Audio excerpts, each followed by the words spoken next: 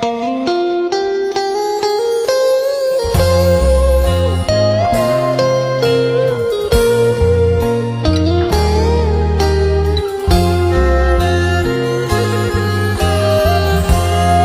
อยทองเส้นนี้เก็บเงิน3 ปีจึงได้ซื้อมาเก็บไว้เพื่อเป็นความมั่นผู้สาวพอดวันสัญญาลางานกลับมาบ้านเฮาน้ำตาพังยาว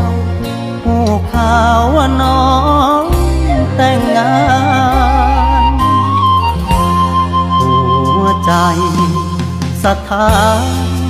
อ้ายมาบ่ทันใจเจ้าสัญญาเอาจบตอนน้องเข้า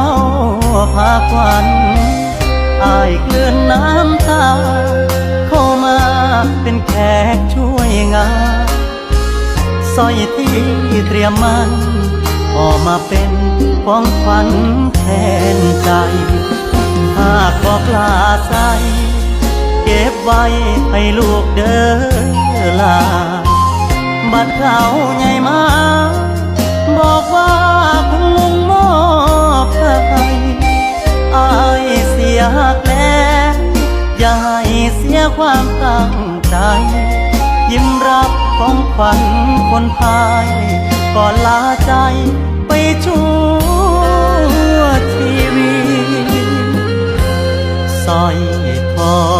งเส้นนี้บ่มีสิทธิ์เป็นของมันมองเป็นของขวัญช่วยงานแล้วอ้ายสินี้กระเป๋า1 ใบกลับไปสู่งานอีกทีจากบ้านวันนี้อ้ายบ่มีน้องยืนส่งทาง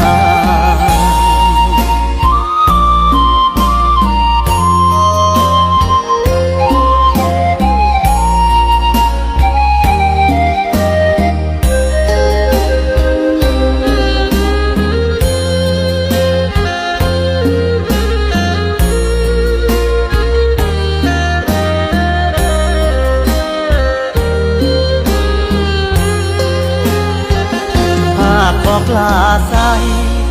เก็บไว้ให้ลูกเด้อลาบัดเขาใหญ่มาบอกว่าคุณลุงมอบให้อ้ายเสียหักแน่อย่าให้เสียความตั้งใจยิ้มรับของขวัญคนพายก่อนลาใจไปชั่วชีวิตสร้อยทองเส้นนี้บ่มีสิทธิ์เป็นของมันมองเป็นของขวัญช่วยงานแล้วอ้ายสินี้กระเป๋า1 ใบกลับไปสู่งานอีกทีจากบ้านวันนี้อ้ายบ่มีน้องยืน